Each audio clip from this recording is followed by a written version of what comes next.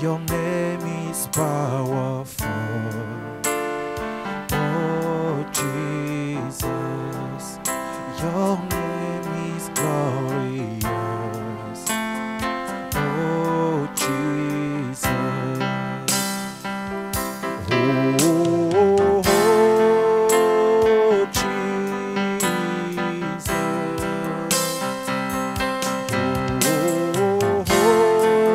Oh Jesus.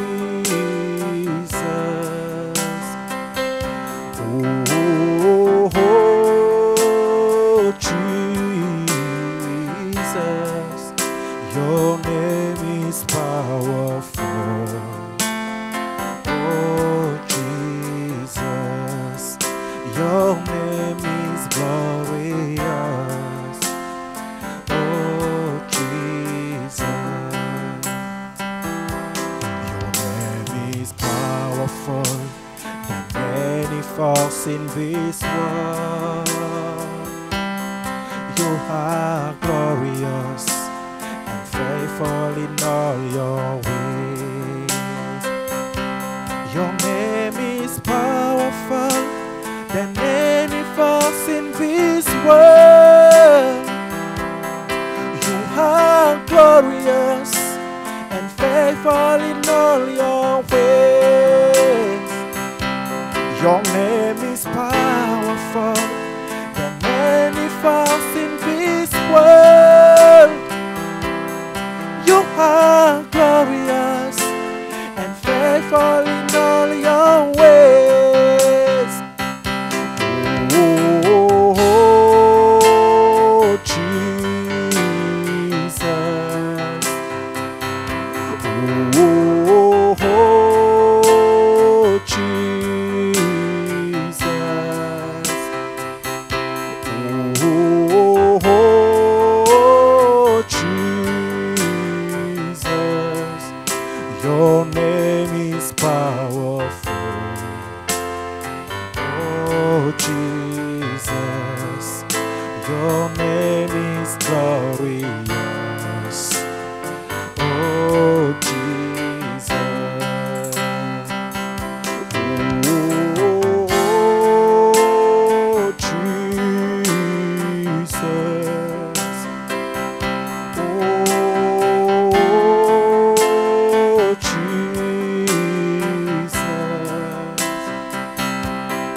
Oh Jesus, your name is powerful. Oh Jesus, your name is glorious. Oh Jesus, your name is powerful. Oh Jesus, your name is glorious. Oh Jesus. Oh Jesus.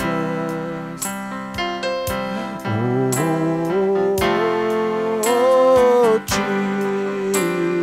Jesus. Oh Jesus. Your name is powerful. Oh Jesus, your name is glorious. Oh Jesus. Hallelujah. We give you all the glory. We give you all the praise, Jesus. Be glorified.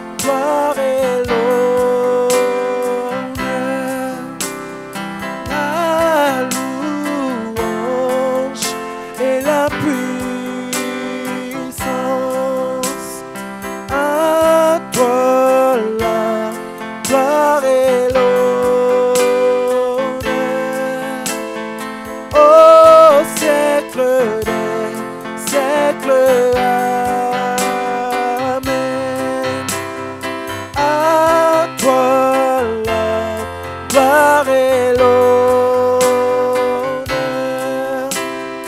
la louange et la puissance. À toi la gloire et l'honneur, au siècle des siècles. Amen. Thank you, Jesus. Alléluia. Nous voulons te rendre gloire, notre Seigneur Jésus-Christ, en ce dimanche 27 juin 2021. Te dire combien de fois nous te sommes reconnaissants et combien de fois nous nous attendons à toi. Tu es l'alpha, l'oméga, le commencement et la fin. Et nous voulons te dire toute l'expression de notre amour. Nous voulons te recommander nos vies à ta grâce et à ta protection. Seigneur, continue à faire ton œuvre avec chacun d'entre nous pour qu'il nous soit donné tout simplement de vivre pleinement les choses pour lesquelles tu nous as suscités. Nous sommes pleinement conscients que les choses n'ont pas été faciles pour beaucoup d'entre nous, mais nous croyons de tout notre cœur, Seigneur, que tu es Dieu d'éternité en éternité. Nous voulons te rendre l'honneur, la gloire, la louange qui t'est due, alors que nous nous recommandons une fois encore en ce dimanche, lors de ce premier service, pour que tes paroles soient des semences plantées dans chacun de nos cœurs et qu'il nous soit donné de vivre non seulement notre destinée, de faire des exploits en ton nom, mais que chacune de nos vies te glorifie.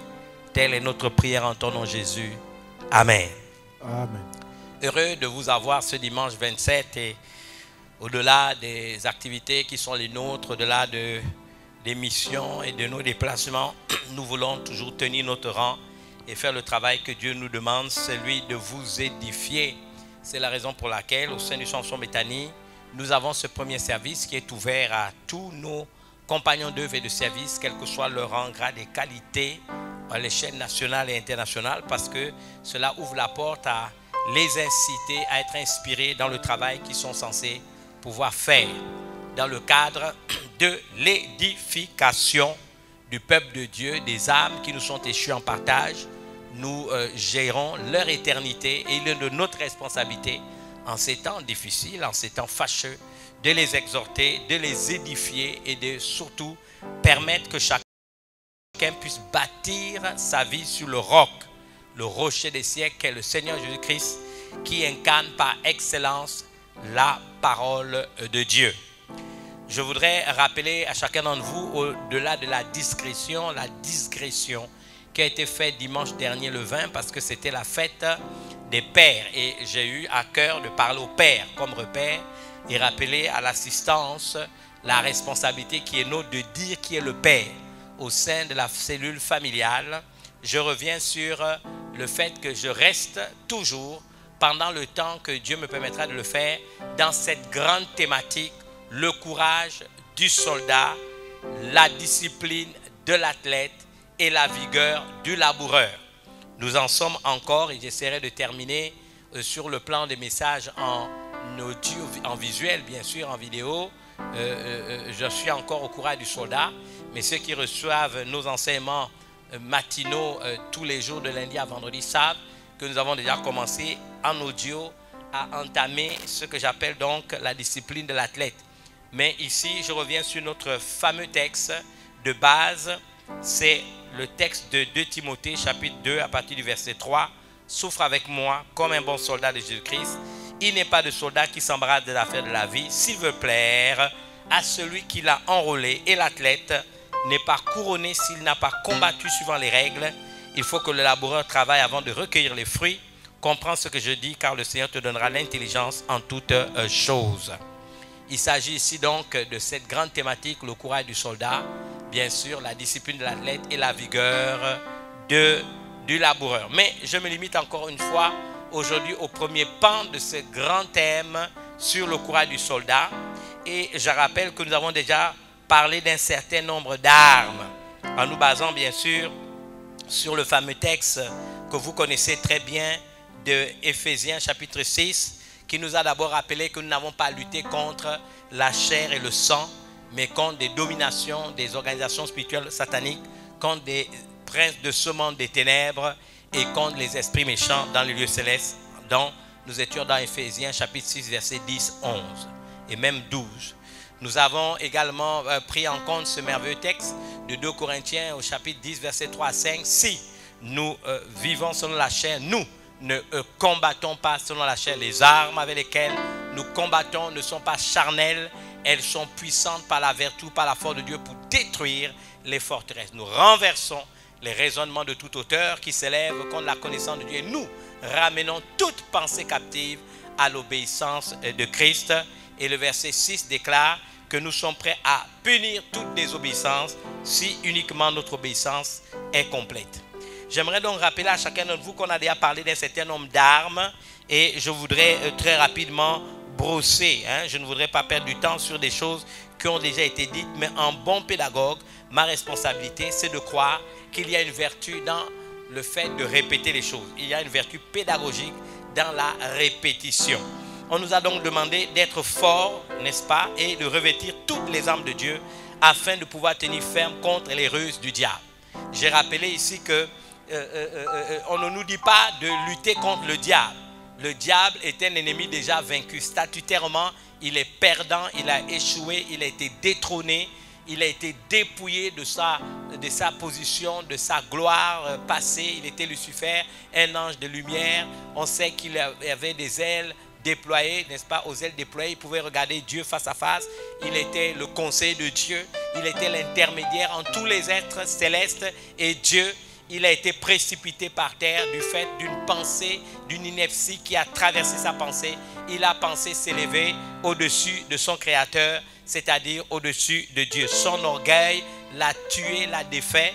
Et même s'il descend sur terre, animé d'une grande colère parce qu'il sait qu'il a peu de temps et que, n'est-ce pas, sa destinée c'est l'enfer, il n'en demeure pas moins en ce qui le concerne que, je voudrais vous dire, il est un ennemi vaincu. Alors, puisqu'il n'a plus une autorité et un statut officiel sur le plan spirituel comme sur le plan naturel, il va agir par la ruse. Il va user du mensonge. C'est le diable. Quand il parle de son propre chef, car il est menteur et le père du mensonge. Alors, qu'est-ce qu'il va faire? La Bible ne nous dit pas de lutter contre le diable, mais contre les ruses du diable. Si je lis la Bible dans une épître de Jacques, on nous dit résistez au diable et il fuira loin de vous. Donc on résiste au diable, mais on ne lutte pas contre lui. On résiste à ses sollicitations mensongères. On résiste, n'est-ce pas, au fait qu'il use, on va dire, de la ruse pour pouvoir, n'est-ce pas, nuire à nos vies. C'est un menteur. Il va utiliser Amalek. Il va utiliser Safek pour vous intimider, créer des événements pour vous faire peur, pour vous décourager. Mais vous avez des ressources spirituelles pour le vaincre, pour le damer, pour le maudire, pour l'anéantir. Parce que le nom de Jésus est le nom qui a été donné au-dessus de tout nom, qui peut être nommé non seulement dans ce siècle présent, mais dans le siècle à venir. La Bible déclare, il a dépouillé les dominations, les organisations spirituelles sataniques. Il les a livrées publiquement en spectacle, en les clouant sur la croix. Et bien aimé, Jésus est sorti victorieux. Nous avons à utiliser la puissance et l'autorité du nom de Jésus pour vaincre les circonstances et décider nous-mêmes de la suite des événements. Donc j'aimerais dire à chacun d'entre vous, revêtez-vous donc de toutes les armes de Dieu. La Bible dit afin de pouvoir tenir ferme, et nous devons tenir ferme, nous devons résister contre les ruses du diable. Vous savez, la Bible déclare, soumettez-vous donc à Dieu. C'est ce que j'aime avec la précision de la parole biblique. On nous dit d'abord, soumettez-vous donc à Dieu. Vous devez d'abord vous soumettre à Dieu avant de résister au diable. Si vous n'êtes pas soumis à Dieu, vous ne pouvez pas vous attendre, n'est-ce pas, à ce que vous aurez le dessus sur le diable. C'est la raison pour laquelle vous et moi nous devons avoir une connaissance précise des Écritures. J'aime quand je prêche ou quand j'enseigne, faire d'abord une exposition des Écritures. La Bible déclare, soumettez-vous donc à Dieu, résistez au diable et il fuira loin de vous. Vous êtes dans Jacques chapitre 4, verset 7. Il faut donc d'abord se soumettre, c'est-à-dire mettre ses pensées, sa volonté dans l'alignement de la parole de Dieu. Il y a des gens qui veulent vaincre le diable, mais ils veulent le vaincre sans se soumettre à l'autorité de la parole, sans connaître même les préceptes bibliques. Vous comprenez? Soumettez-vous donc à Dieu, premièrement. Résistez au diable ensuite, et il fuira loin de vous. C'est un processus. On ne se lève pas combat pour faire le combat dans le désordre. Je me soumets d'abord à Dieu. Je me rassure que ma pensée, ma croyance est en harmonie, est en phase et dans l'alignement de la volonté de Dieu telle qu'elle est inscrite dans sa parole. On nous dit donc afin de pouvoir tenir ferme contre les ruses du diable, car nous n'avons pas lutté contre la chair ou le sang. On l'a déjà dit, mais contre les dominations, contre les organisations spirituelles sataniques, contre les princes de ce monde des ténèbres, contre les esprits méchants dans les lieux célestes. Les êtres humains ne sont pas vos ennemis. Et même derrière leur comportement, vous devez comprendre qu'il y a des esprits qui les animent. Et quand vous voyez d'abord celui qui agit derrière les comportements, alors vous allez voir les choses changer. Il y a derrière des puissances sataniques. Et quelquefois, vous devez prendre un temps pour prier sauvagement en langue. Vous trouvez quelque part où vous priez avec force, où vous priez avec zèle, où vous priez avec zèle. Vous maudissez les puissants des ténèbres. Bien-aimés, je suis fatigué d'une génération de chrétiens paresseux qui attendent tout d'ailleurs, alors qu'ils ont avec eux les armes pour vaincre. Ils ont avec eux tout ce qui est utile, n'est-ce pas, pour soumettre les puissants de Satan à l'autorité du nom de Jésus. Vous savez, dans la Bible, on dit que les promesses qui ont été faites ne leur servirent à rien, parce qu'elle ne trouva pas de la foi. Elle ne trouva pas de la foi chez ceux qui l'entendaient. Bien aimé, c'est important. Nous sommes dans Hébreux 4.2. Je fais l'exposition des Écritures. Car cette bonne nouvelle nous a été annoncée aussi bien qu'à eux, mais la parole qui leur fut annoncée ne leur servit de rien, parce qu'elle ne trouva pas de la foi chez ceux qui l'entendaient. Dans Hébreux 4.2, dans une version, elle ne trouva pas, n'est-ce pas, de la foi. On a écrit, elle ne fut pas mélangée à de la foi chez ceux qui l'entendaient. Vous savez, on nous dit que les anciens ont obtenu un témoignage favorable parce qu'ils ont agi dans la foi. Le témoignage favorable dont la Bible parle, c'est, on va dire, la quintessence de la parole de Dieu, la véracité de la parole de Dieu. Ils ont testé les promesses de Dieu. Ils ont vu la puissance qui s'y cachait derrière. Bien-aimés, apprenez à mélanger de la foi la parole de Dieu, l'enseignement qui vous est donné. La Bible déclare donc, nous n'avons pas à lutter contre la chair et le sang, mais contre les dominations, contre les organisations spirituelles sataniques, contre les princes de ce monde des ténèbres et contre les esprits méchants dans les lieux célestes. C'est pourquoi on nous dit, prenez toutes les armes de Dieu afin de résister. Il n'a pas dit prenez certaines armes, il dit prenez toutes les armes. Combien de fois il faut le dire aux enfants de Dieu?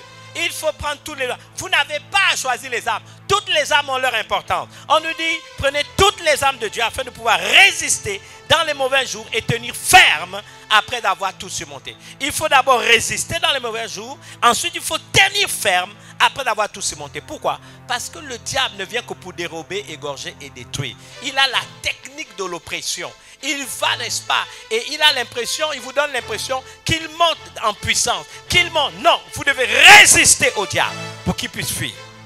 On nous dit, tenez donc ferme et ayez à vos reins la vérité pour ceinture. Je vous ai dit que la vérité pour ceinture, c'est la parole de Dieu. Nous avons assez de preuves dans la Bible. Dans le psaume 118, on nous dit que ta parole est la vérité. La parole de Dieu est la vérité. La parole de Dieu est la vérité. Et ça, on ne peut pas la mettre en doute.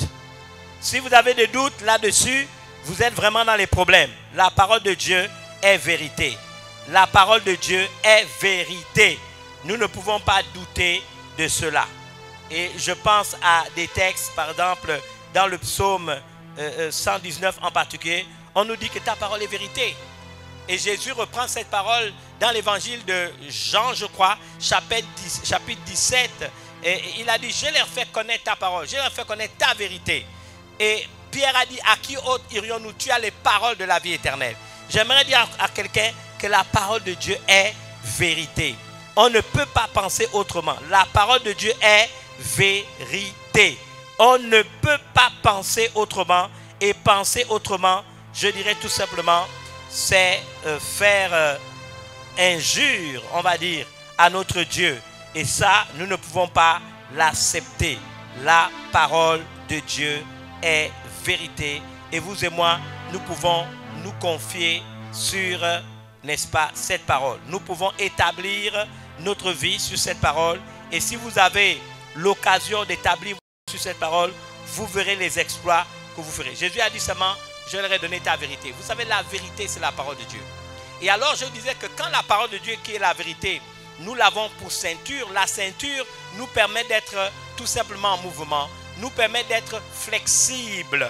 Et c'est important, si nous faisons une guerre, de pouvoir nous mettre en mouvement, de pouvoir être flexible et de ne pas être rigide.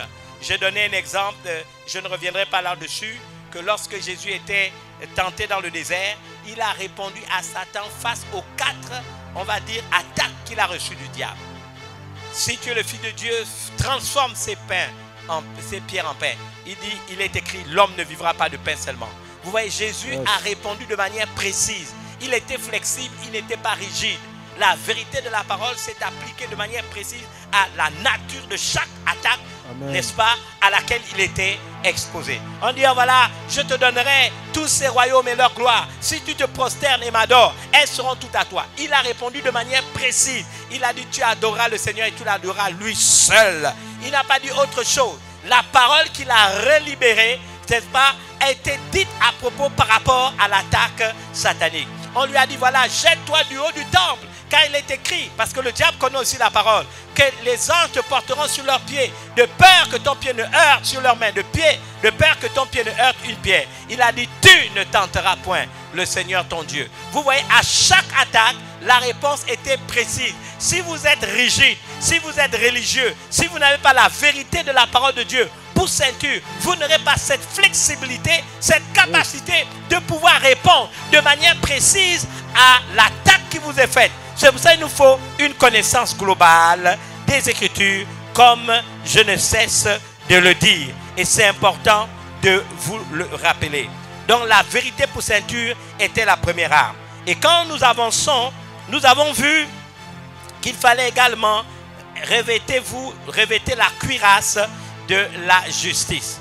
Et bien aimé, je vous ai dit que la Bible déclare, si votre cœur vous condamne, Dieu est plus grand que votre cœur. Il n'y a rien de plus offensant que quelqu'un qui s'avance devant le trône de Dieu avec hésitation, avec culpabilité. La Bible déclare dans 1 Corinthiens 5, 20, T1, la Bible déclare, celui qui n'a point commis de péché, Dieu l'a fait devenir péché pour nous, afin qu'en lui, nous devenions justice de Dieu. Jésus a payé le prix sur la croix, son sang t'a lavé. Tu peux t'avancer avec assurance devant le trône de la grâce. Dieu sait que quand tu étais venu, tu étais sale.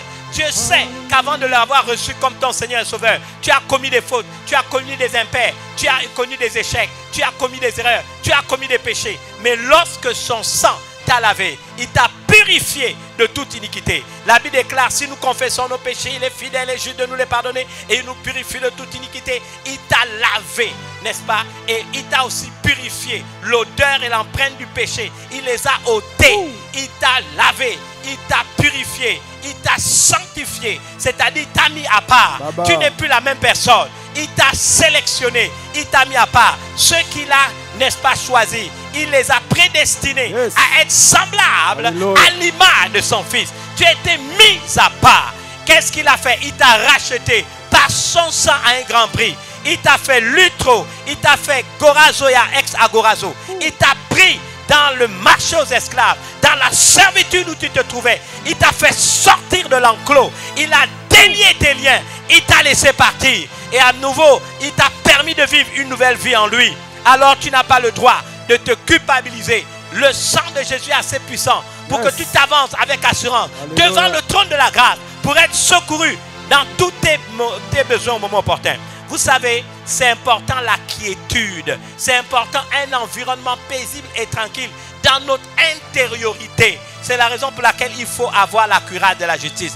Parce qu'il n'empêchera pas au diable de t'envoyer des flèches. Mais tu dois veiller à ce qu'il n'y ait pas un défaut, n'est-ce pas, dans ta cuirasse. La Bible déclare, si notre cœur ne nous condamne pas, nous avons de l'assurance devant Dieu. Et nous avons besoin d'assurance lorsque nous nous présentons devant lui pour être secourus dans tous les besoins, n'est-ce pas, au moment opportun. Vous savez, s'il y a un défaut dans la cuirasse, c'est par là que l'ennemi va passer. Rappelez-vous toujours, la Bible déclare, c'est dans le calme et la confiance que sera votre force. Dans le calme et la confiance. La Bible dit à celui qui est ferme dans ses sentiments, Dieu assure la paix, la tranquillité, parce qu'il se confie en lui. Le diable sait que la Bible déclare, le cœur de l'homme sont des eaux profondes. Seul l'homme intelligent sait y puiser. Le diable sait que le centre névralgique de ta vie, la partie de ta vie par laquelle Dieu rentre en contact avec toi, c'est ton esprit, c'est le cœur spirituel, n'est-ce pas? Et s'il peut, n'est-ce pas, te déstabiliser à ce niveau, alors il pourra prendre le dessus sur toi. Alors tu dois avoir la cuirasse de la justice. Après la cuirasse de la justice, il faut mettre les chaussures du zèle. On nous dit, mettez pour chaussures à vos pieds le zèle que donne l'évangile de paix. Vous n'allez jamais progresser. Lorsque vous mettez des chaussures, soit c'est pour vous promener dans la rue, soit c'est pour aller dans les montagnes, soit c'est pour jouer un match de football, un match de basket, faire du sport, faire du sprint, peu importe. Ou si vous êtes un militaire, vous avez besoin de rangers, parce que vous allez devoir opérer dans n'importe quel terrain, n'est-ce pas, où vous allez devoir aller. Et donc, on nous dit que c'est l'évangile. Quand on est chrétien, on doit se souvenir de ce que la Bible dit. Si j'annonce l'évangile, ce n'est pas pour moi un sujet de gloire. La nécessité m'en a imposé. Malheur à moi si je n'annonce pas l'évangile. Le même Jésus déclare que si tu ne témoignes pas de lui parce que tu as honte, lui aussi il aura honte de toi. La seule manière de progresser dans la vie chrétienne, c'est de pouvoir témoigner de Jésus à d'autres. D'abord, ça nous met le dos au mur. Je ne peux pas témoigner de Jésus et parler de certaines vertus à quelqu'un si je ne les vis pas moi-même. Donc cela va me mettre dans une position où je serai dans l'obligation d'être un repère, d'être une référence, d'être un modèle pour ceux à qui je prêche l'évangile. La seule façon de progresser, c'est de parler de Jésus à un voisin, parler de Jésus que j'ai découvert à un parent, à un ami, à un collègue, si je voudrais pouvoir progresser. On nous dit ensuite, prenez par-dessus tout cela le bouclier de la foi avec lequel vous pourrez éteindre tous les traits enflammés du malin. J'ai déjà parlé du bouclier. Et la foi, permettez-moi de vous dire, ce n'est pas le fait de croire en l'existence de Dieu. Non, la foi, ce n'est pas croire en l'existence de Dieu. Le diable aussi croit que Dieu existe et il le sait très bien. La foi, la véritable foi, c'est faire absolument confiance en Dieu. La foi, c'est être absolument certain de la réalité des choses qu'on ne voit pas. C'est une manière de le posséder déjà d'avance. Dans Hébreux chapitre 11, verset 6. Or, en la foi, il est impossible de lui être agréable. Mais celui qui s'approche de Dieu doit croire que Dieu existe et qu'il est le rémunérateur de ceux qui le cherchent. Moi, j'aime bien dire, celui qui s'approche de Dieu doit avoir dans son cœur sa preuve personnelle de son existence et qu'il est le Dieu qui récompense ceux qui le cherchent avec sérieux. Il dit qu'il se fera trouver à ceux qui vont le chercher. Et vous et moi, nous devons accumuler les preuves de notre foi pour être rendus de plus en plus forts, de plus en plus costauds et avancer dans notre rapport et notre relation avec Dieu. Et vous savez, l'ennemi, il va vouloir vous perturber. L'ennemi, il va vouloir vous intimider. Quelquefois, vous allez avoir l'impression que l'attaque par laquelle vous passez semble être au-dessus de vos forces. Non, vous allez saisir le bouclier de la foi pour éteindre les traits de l'intimidation de l'ennemi. J'aimerais vous dire que la foi marche 24 sur 24. La foi ne va jamais te trahir. Une femme était malade. Pendant 12 ans, elle a souffert. Elle a entendu parler de Jésus. La Bible déclare la foi vient de ce qu'on entend. Ce qu'on entend vient de la parole de Dieu. Apprenez à lire la Bible. Lisez les récits bibliques. Lisez les récits des personnages bibliques. Et vous allez voir, quand vous commencez à étudier la Bible, et particulièrement la vie des personnages bibliques, vous allez retrouver vos situations dans les situations qu'ils ont vécues. Et cela va, n'est-ce pas, bouger quelque part, quelque chose au-dedans de vous. Votre voix va être stimulée comme un muscle et vous allez être zélé pour relever les défis. Mes amis, David a dit, si une armée campait contre moi, je serais malgré cela plein de confiance. Et quand vous lisez David, vous êtes stimulé dans votre foi. Quand il s'est attaqué à Goliath, est-ce qu'il n'a pas dit, le Dieu qui m'a délivré de la patte du lion, de la patte de l'ours et de la gueule du lion, il a dit, me délivrera encore de ce Philistin puissant. Qu'avait fait David? Il avait accumulé des preuves de sa foi. Et chaque fois qu'il accumulait des preuves de sa foi, de la confiance qu'il mettait en Dieu, il pouvait relever un défi prochain. C'est comme ça que vous et moi, nous devons pouvoir vivre. La foi est une arme redoutable.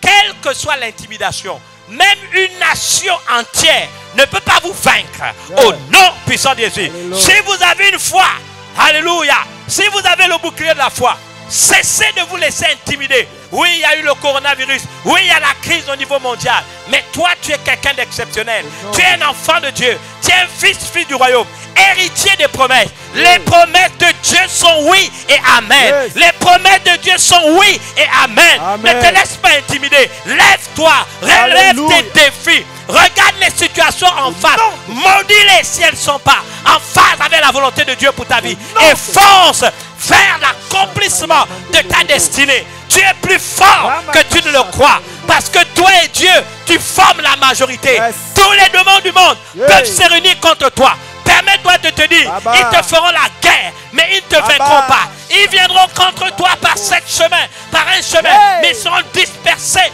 par plusieurs chemins. Alléluia. La foi marche 24 sur 24. Et vous devez user du bouclier de la foi. Lorsqu'il vous dit ça c'est impossible, rappelle-lui que l'impossibilité c'est pas pour toi.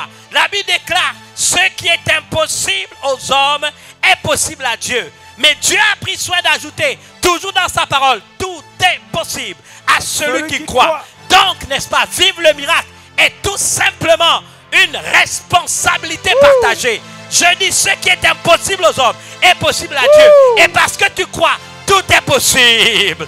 Tout est possible. Tout est possible à celui qui croit.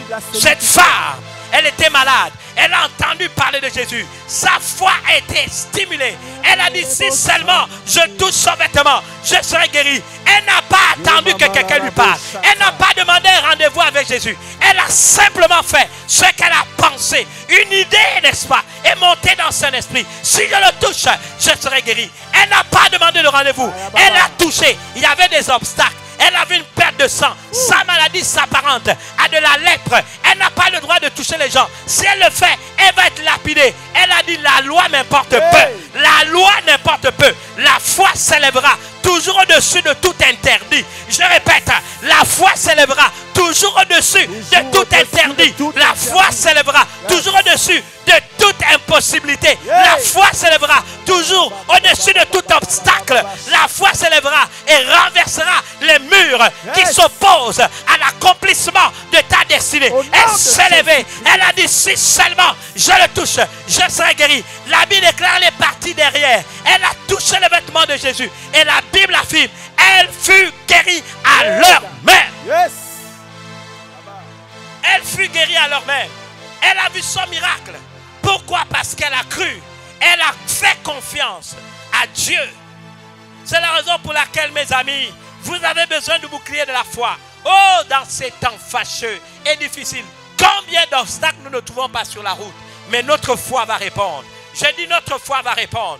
Notre détermination va répondre. Alléluia. Notre foi va répondre. Je décrète et je déclare. Notre foi va répondre. Yes. Je le décrète à cet instant. J'aimerais que là où tu es, tu puisses prier avant que je continue le message. Regarde les obstacles en face. Commence à prophétiser. Commence là où tu es, dans ta maison, à maudire les murs qui font face à toi. Les obstacles, les personnes qui veulent te mettre en colère, qui veulent bloquer les plans qui ont sur ta vie, qui pensent qu'ils ont un pouvoir. Lève ta voix là. Prie,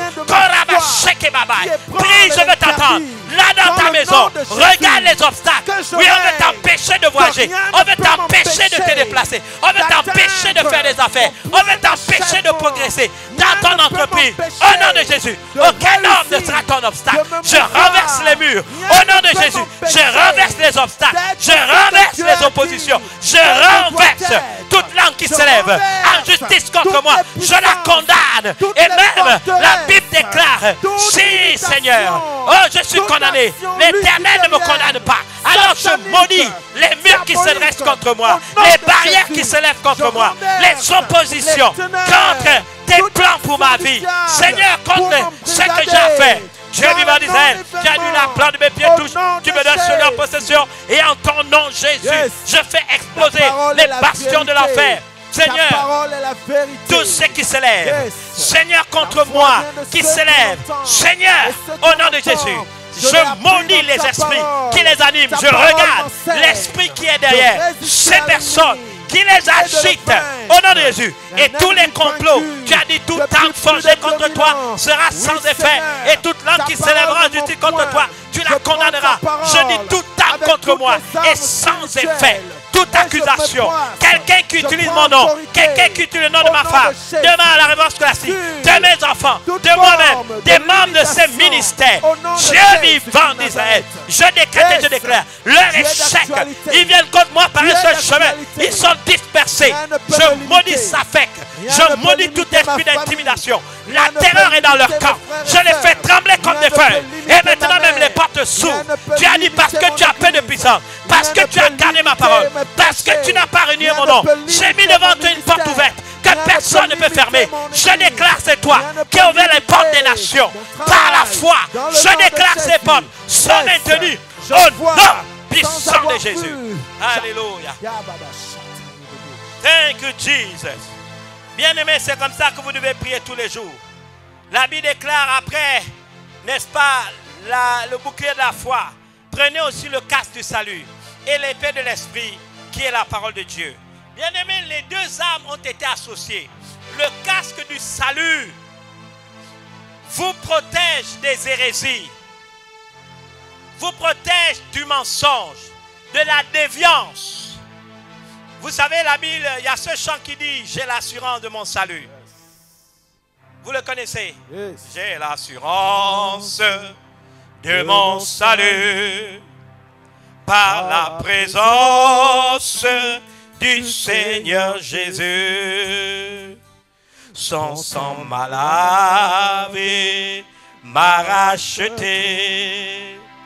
Son Saint-Esprit m'a régénéré.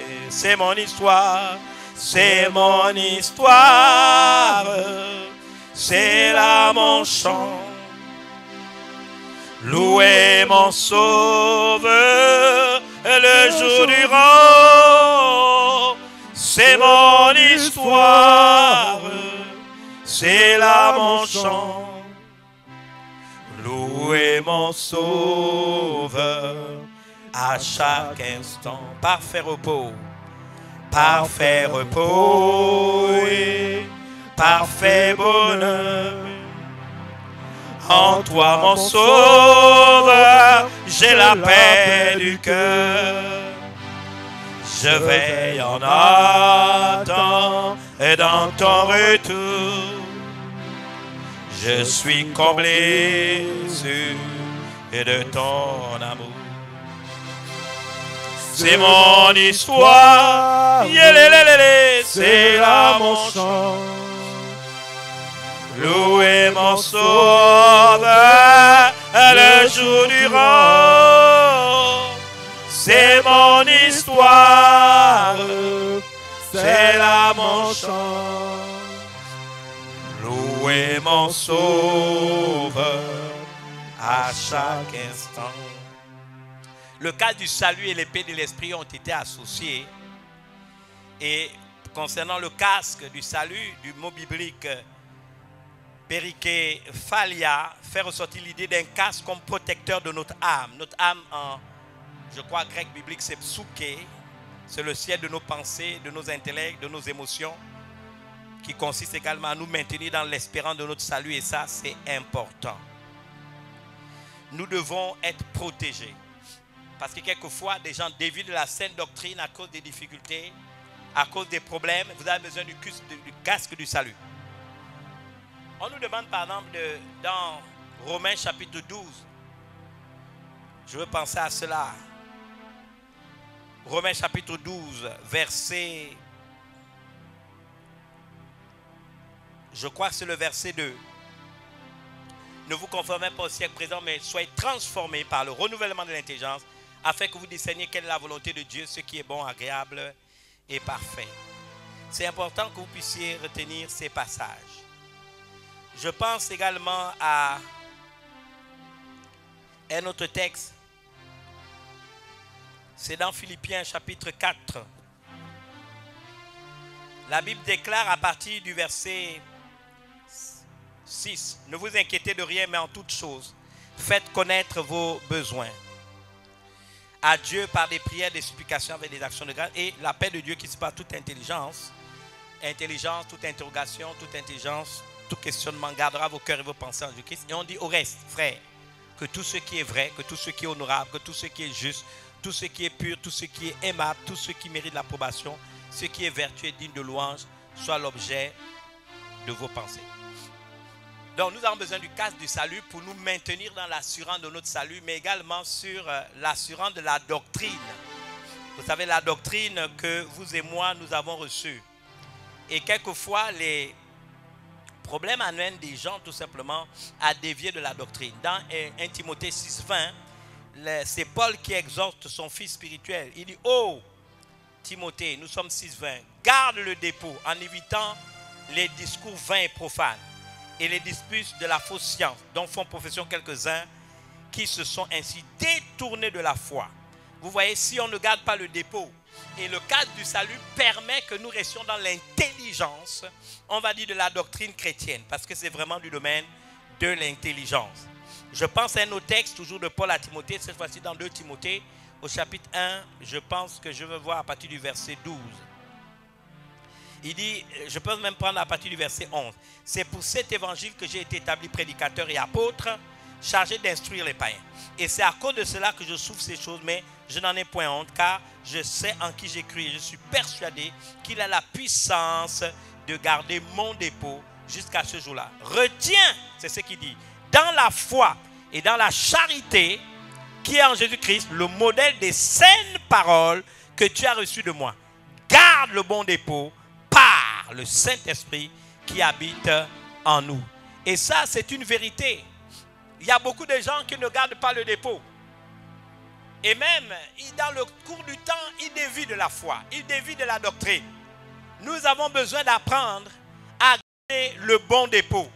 Si nous gardons le bon dépôt, eh bien, nous sommes sûrs qu'ainsi, nous pourrons avancer de manière convenable. Donc, nous sommes toujours dans notre texte.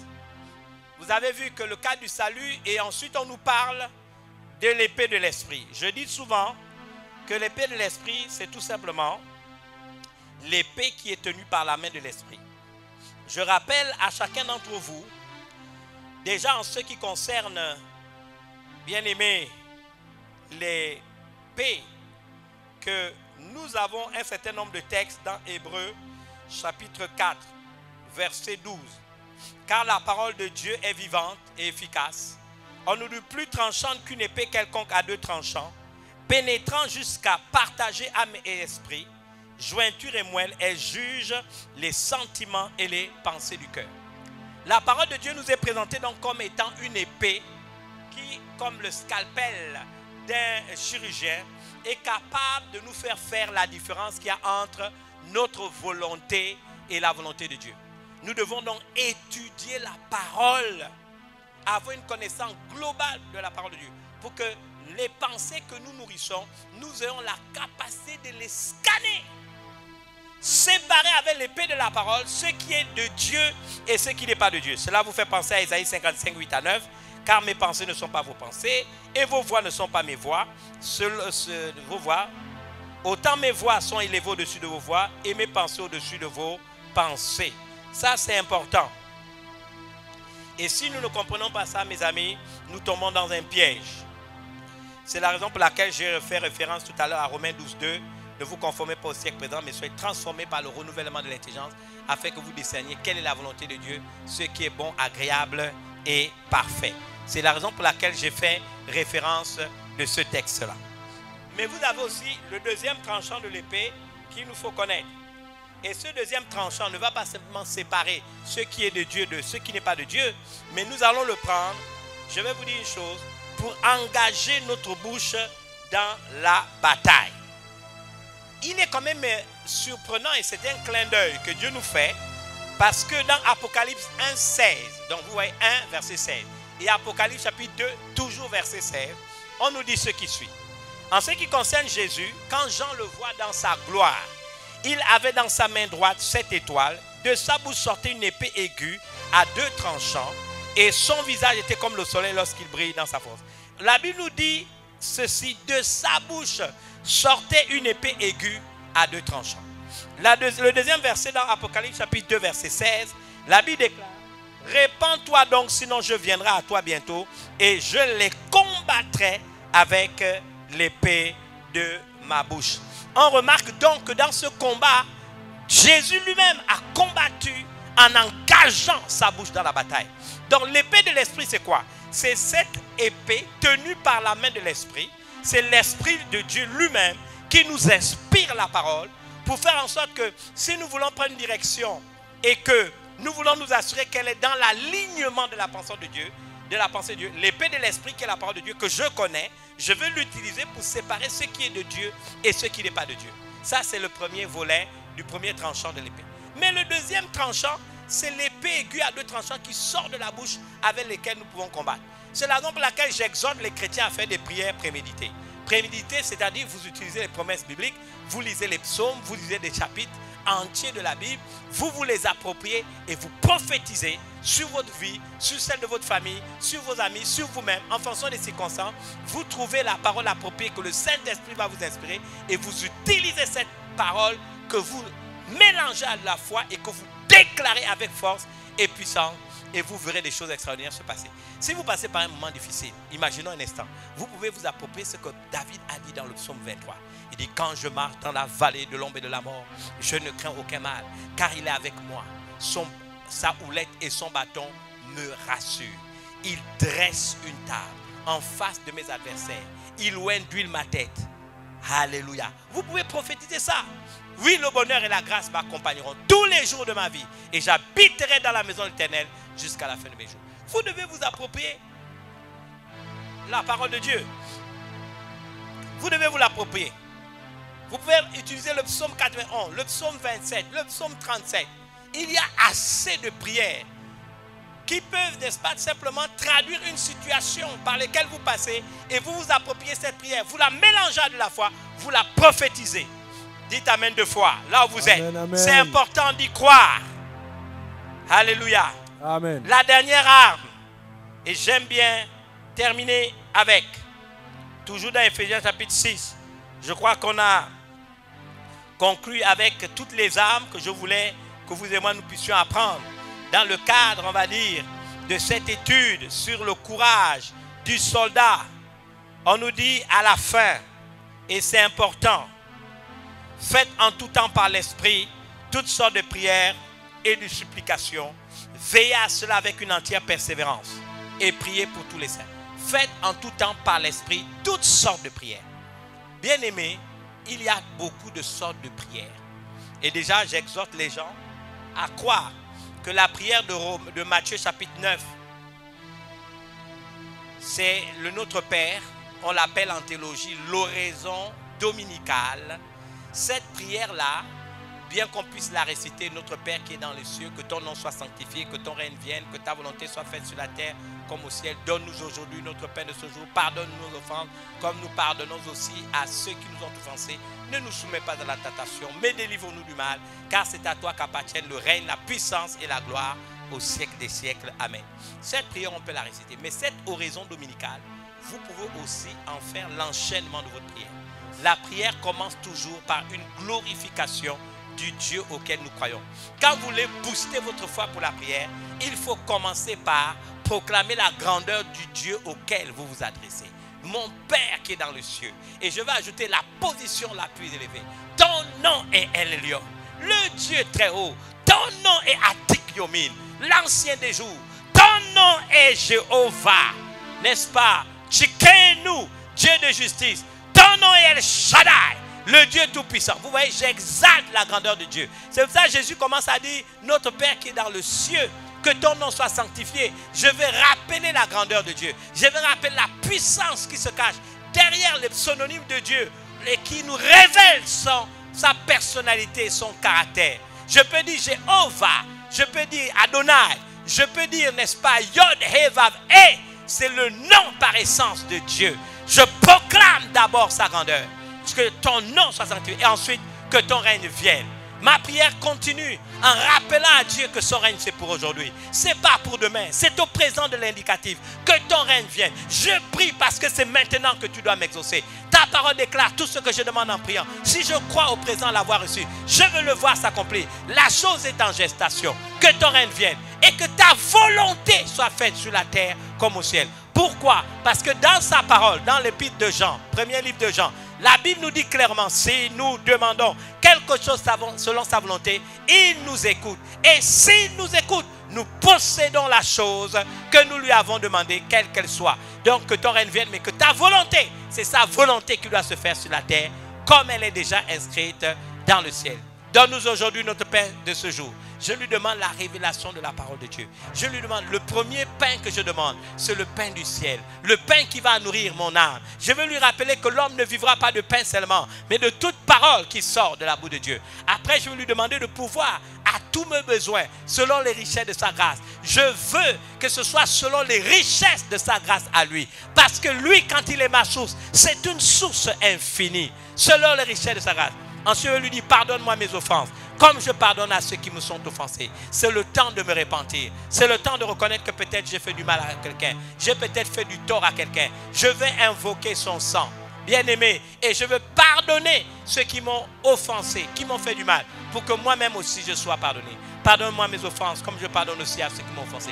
Délivre-nous du mal. Oui, tu ne m'as pas ôté du monde, mais tu m'as laissé dans ce monde. Et tu as déjà prié, pas pour m'ôter du monde, mais pour me délivrer du mal. Alors je veux dire, Seigneur, tu ne me tenteras pas au-delà de mes forces.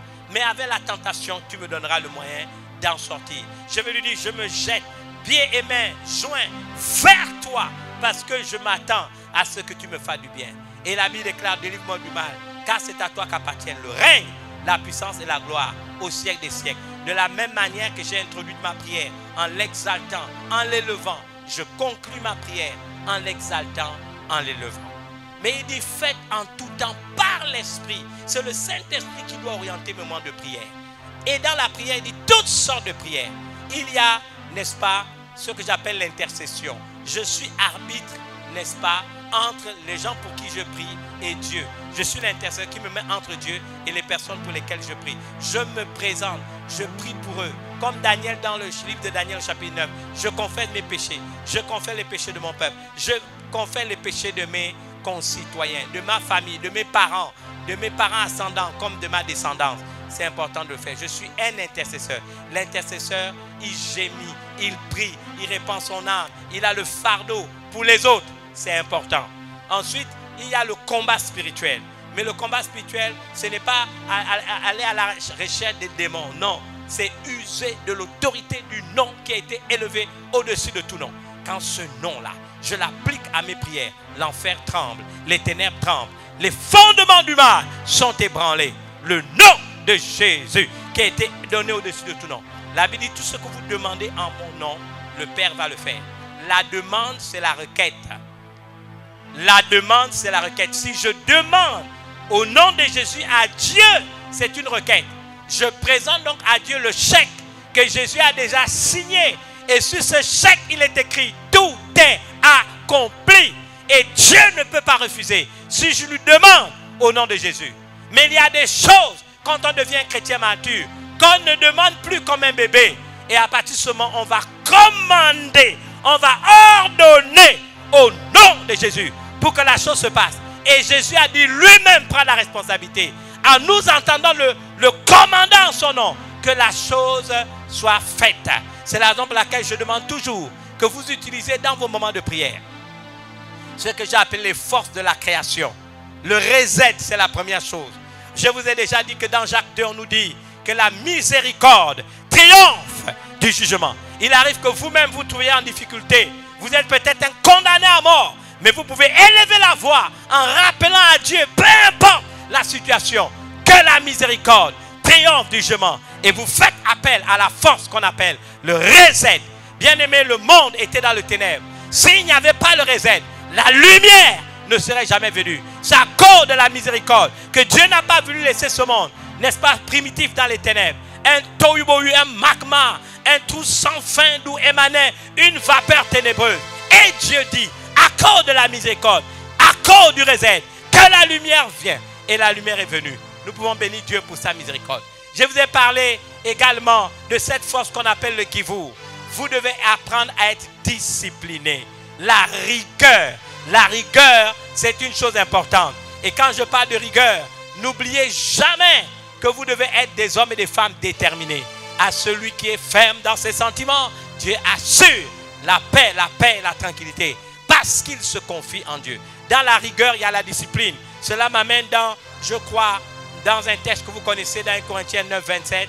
La Bible déclare tout simplement, je traite durement mon corps. Je le tiens assujetti, de peur d'être moi-même rejeté après avoir prêché aux autres. Soyez des gens disciplinés. Tous ceux qui combattent, c'est ce que la Bible dit, combattent pour obtenir, n'est-ce pas, une couronne incorruptible.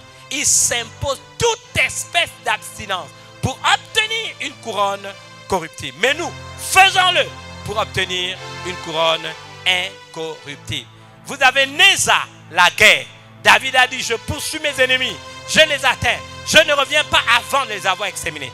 Mes amis, quand des douleurs de l'enfantement vous saisissent, c'est une forme de prière. Les douleurs de l'enfantement peuvent vous amener à ce qu'on appelle la supplication. La supplication, c'est des prières à caractère répétitif. Vous n'avez pas de mots, mais vous sentez en esprit une douleur. Et vous êtes en train de gémir, et vous êtes en train de crier. Ah, ah, ah, et sans vous arrêter, vous gémissez.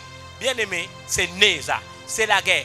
Vous n'avez pas arrêté tant que cela n'est pas dissipé. Tant que les douleurs de l'enfantement sont là. Comme une femme qui doit accoucher, vous devez accoucher votre miracle. Vous devez faire la guerre. Ne vous arrêtez pas en chemin. Allez au bout jusqu'à ce que cette chose explose. Et vous verrez des exploits devant vous. Il y a Néza, c'est la guerre. Mais je vous ai rappelé la splendeur du sacrificateur. Rod, c'est le psaume 23. L'Éternel est mon berger, je ne manquerai de rien. Faites appel au bon berger. Et quand on a un bon berger, on ne manque de rien. Il nous fera toujours reposer dans des verts pâturages. Il nous conduira vers des verts pâturages. Il nous conduira vers des eaux paisibles. Il restaurera nos âmes parce que son nom est engagé. Et même si, comme je l'ai dit tantôt, nous marchons dans la vallée de l'ombre de la mort, nous ne craindrons aucun mal parce que sa présence sera là. Alléluia. Sa présence va nous rassurer. Son bâton, sa houlette vont nous rassurer. Et mes amis, il va dresser une table en face de notre adversaire. Il va oindre l'huile de nos têtes. Et notre coupe va déborder. La grâce et le bonheur vont nous accompagner. Et nous sommes capables de vivre dans la maison de l'Éternel jusqu'à la fin de nos jours. Utilisez le bon berger. Invoquez-le si vous voulez voir la grâce de Dieu sur votre vie. J'ai parlé de la sagesse. On nous dit que par la sagesse, qu'est-ce qu'a fait Dieu? Dieu a fondé le monde. Il a établi l'univers par son intelligence. Si Dieu a usé du monde et pour construire son monde, il a usé de la sagesse. Qui sommes-nous?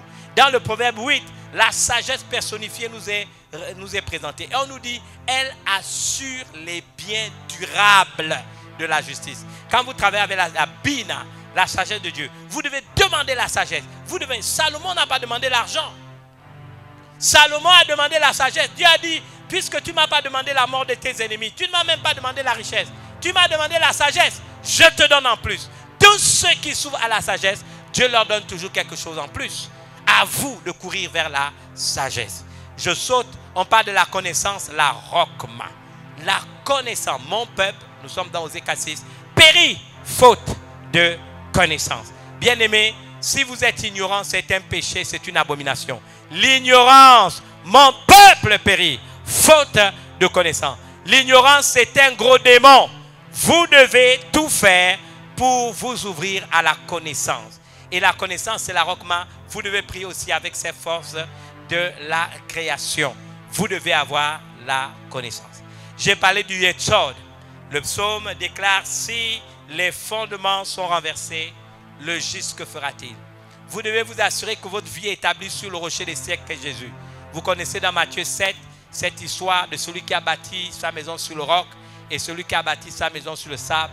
Nous savons ce qui a été la destinée de l'un et de l'autre lorsque les vents sont venus, lorsque la pluie est venue. Et nous vivons dans un monde où de temps en temps des vents violents viennent, où de temps en temps des pluies viennent. Mes amis, mais si votre maison qui incarne votre vie est édifiée sur le rocher des siècles, vous subsisterez. Utilisez également, s'il vous plaît, la rokma, la connaissance, la sagesse, mais le Yetsod également qui est la fondation. Je termine avec maintenant la malroute. C'est la royauté, c'est l'autorité. Il y a une couronne sur votre tête. Vous êtes un roi, vous êtes une reine. Il est le roi des rois que vous et moi nous sommes. Dans Apocalypse chapitre 1, versets 5 à 6, celui qui nous aime, qui nous a délivrés de nos péchés par son sang et qui a fait de nous un peuple de rois et de prêtres. Vous êtes d'abord des rois et vous êtes ensuite des prêtres. Si vous êtes roi, c'est que vous êtes investi d'une autorité. Et au nom de Jésus, vous pouvez faire bouger les choses. C'est à Pierre qui avait pris conscience de la malroute, à qui Jésus a dit, je te donnerai à toi les clés du royaume. Tout ce que tu lieras sur la terre sera pris en compte dans les cieux. Tout ce que tu délieras sur la terre sera pris en compte dans les cieux. La Bible déclare que c'est par la foi que nous croyons que les mondes ont été créés par la parole de Dieu, en sorte que ce qu'on voit n'a pas été fait de choses visibles. Si vous pouvez, parce que vous avez la royauté, agir dans le monde spirituel, vous verrez des choses se faire dans le monde visible. Parce que les choses du monde visible procèdent du monde invisible. Rappelez-vous ce que la Bible déclare. Les choses visibles sont passagères, mais les choses invisibles sont éternelles. Alors aspirez à agir dans le monde spirituel pour voir les choses se manifester de manière glorieuse dans le monde visible qui est celui où vous et moi nous vivons. Ça a été pour moi un honneur de clôturer avec les armes, n'est-ce pas, du croyant, du soldat courageux, pour que nous puissions dans la suite aborder le sujet qui concerne maintenant la discipline de l'athlète. Et quand nous aurons terminé avec la discipline de l'athlète, nous reviendrons sur la vigueur du laboureur. Vraiment, j'ai été heureux d'être avec vous. J'aimerais maintenant prier alors que nous allons clôturer avec cette série sur, bien sûr, le courage du soldat. Seigneur, nous avons été vraiment bénis et maintenant que nous allons conclure avec le courage du soldat, en rappelant, Seigneur, la nécessité pour nous d'être équipés de toutes les armes. Je voudrais que ceux qui ont entendu cette série d'enseignements, 50 méditations, Seigneur, de vendredi, de lundi à vendredi en audio. Et pendant 4 ou 5 services, Seigneur, cultuels en vidéo et télévisuels. Seigneur, nous te bénissons pour nous avoir donné la force, l'énergie, la compréhension des vérités fondamentales concernant le courage du soldat. Alors que nous allons nous ouvrir maintenant à la discipline de l'athlète, nous te demandons la même inspiration. Et je voudrais que maintenant, Seigneur, tu puisses bénir ceux qui écoutent. Si tu as à cœur de faire cette prière, dis avec moi, Seigneur Jésus, je suis pleinement convaincu que j'ai besoin de ces armes pour pouvoir être ton digne représentant sur la terre. Je ne me donnerai ni repos ni sommeil, que je continuerai à étudier et aller dans le sens de maîtriser ces armes et les utiliser à bon escient en fonction des circonstances par lesquelles je serai soumis. Telle est ma prière en ton nom Jésus. Amen. Peut-être vous avez suivi, n'est-ce pas, cet enseignement et vous vous dites, j'ai besoin de recevoir Jésus-Christ. Et même si vous ne vous le dites pas, je vous donne un conseil. Les temps sont si fâcheux que si vous arrivez de mourir aujourd'hui, êtes-vous sûr que vous serez avec le Seigneur dans sa félicité? Si vous n'êtes pas sûr, c'est que vous êtes un candidat au salut. Je vous demande simplement de faire cette prière avec moi. Seigneur Jésus, je suis perdu. Je ne peux pas me sauver par moi-même. Je suis séparé de toi. Mais Jésus est le pont qui me réconcilie avec toi. Tu as dit, tous ont péché et sont privés de la gloire de Dieu. Maintenant, je me présente devant toi, privé de ta gloire. Je voudrais saisir le salut que m'offre gratuitement Jésus. Je voudrais apprendre, je voudrais le connaître, te connaître toi, pour être un enfant de Dieu. Je n'ai pas pu répondre avec précision à la question suivante. S'il m'arrivait de mourir aujourd'hui, est-ce que je sais où j'irai? Parce que je ne voudrais pas être, Seigneur, inconscient. Je fais le choix de te recevoir maintenant dans ma vie, comme mon Seigneur et Sauveur personnel. Reçois-moi, Seigneur, possède-moi, entre en moi, donne-moi la force de continuer à suivre ces messages, d'être enseigné et d'aller vers ces pasteurs, que je sois vraiment pris en charge et que je puisse mener une nouvelle vie. Tu as dit, si quelqu'un est en Christ, il est une nouvelle créature, les choses anciennes sont passées et toutes choses sont devenues nouvelles. Tu n'as pas attendu que je sois chrétien pour mourir pour moi sur la croix du calvaire. Alors je voudrais recevoir gratuitement ton salut en te recevant dans ma vie comme mon Seigneur, c'est-à-dire mon maître et mon sauveur, celui qui m'enlève de la boue du péché, qui me lave par son sang et qui fait de moi un enfant de Dieu. Tu as dit à tous ceux qui te reçoivent et qui croient en ton nom, tu leur donnes le pouvoir de devenir enfant de Dieu. Je le suis parce que par la foi je te reçois, tout en prenant l'engagement de continuer à grandir dans la foi, à être enseigné pour devenir l'homme, la femme, le jeune, la vieille que tu veux que je sois, pour la seule et unique gloire de ton nom. J'ai prié Jésus. Amen. Heureux de vous recevoir dans la maison de Dieu. Vous avez les numéros de téléphone qui apparaissent au bas de votre écran. Nous serons heureux de discuter, de prier avec vous, de vous rencontrer et de prier avec vous et surtout de continuer à vous permettre de vivre votre vie chrétienne jusqu'à devenir un prédicateur aussi meilleur que celui qui vous a parlé ce matin. Nous vous aimons au nom de Jésus et nous vous invitons à dimanche prochain.